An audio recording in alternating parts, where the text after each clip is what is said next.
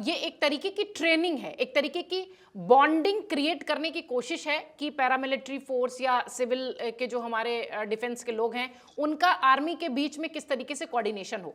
अगर आप इस बिंदु को उठाते हैं तो वैसे तो जिस तरीके से कैप्टन अखिलेश भी कह रहे थे कि इतनी की आवश्यकता होती नहीं है, बट इस तरीके की ट्रेनिंग जो है वो हमें ये बताती है कि हमें क्या करना है और क्या नहीं। कितना इत्तेफाक रखते हैं आप? जी, बिल्कुल सही बात की अखिलेश साहब ने।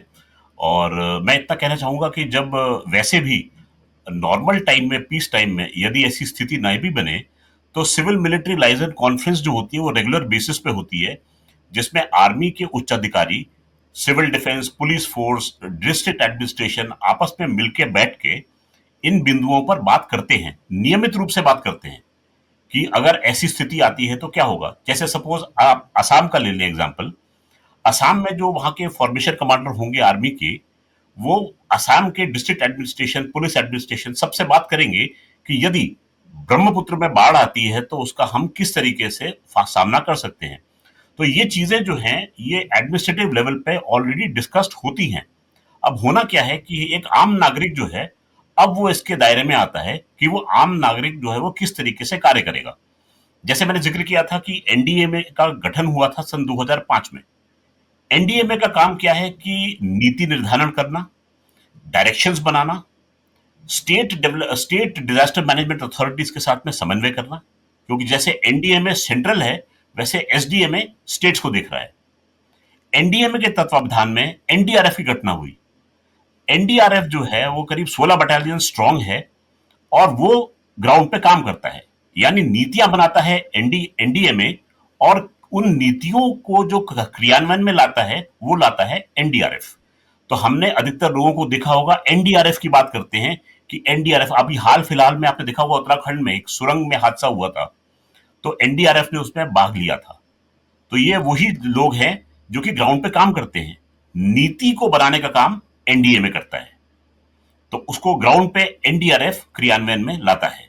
तो इस प्रकार से समन्वय होता है सेना का तीनों अंगों का और सिविल एडमिनिस्ट्रेशन का।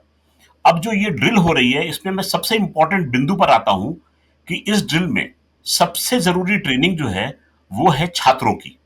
छात्र वो विद्यालय स्कूल के हों या कॉलेज के हों। प्रतीक्षा जी, अगर आपने एक छात्र को ट्रेन कर दिया तो आप यकीन मानिए आपने पूरे घर को ट्रेन कर दिया, पूरे मोहल्ले को ट्रेन कर दिया है, क्योंकि ये छात्र जो है ये जाकर अपनी बात अपने घर में रखेगा, अपने पास पड़ोस में डिस्कस करेगा। तो हमारा फोकस कहाँ रहता है?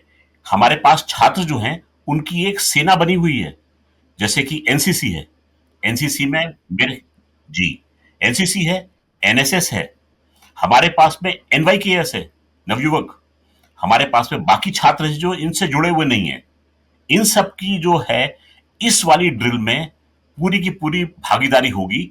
और अब ये छात्र जो हैं वो इस ट्रेनिंग को महसूस करेंगे और इसके अंदर भाग लेंगे।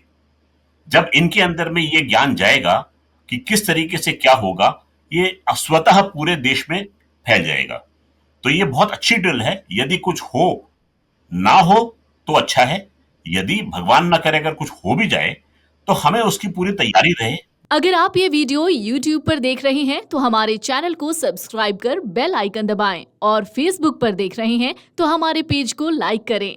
8 मिलियन प्लस सब्सक्राइबर, आपके इस भरोसे के लिए बहुत धन्यवाद। अगर आप ये वीडियो YouTube पर देख रहे हैं तो हमारे चैनल को सब्सक्राइब कर बेल आइकन दबाएं, और Facebook पर देख रहे हैं तो हमारे पेज को लाइक करें। 8 मिलियन प्लस सब्सक्राइबर, आपके इस भरोसे के लिए बहुत धन्यवाद।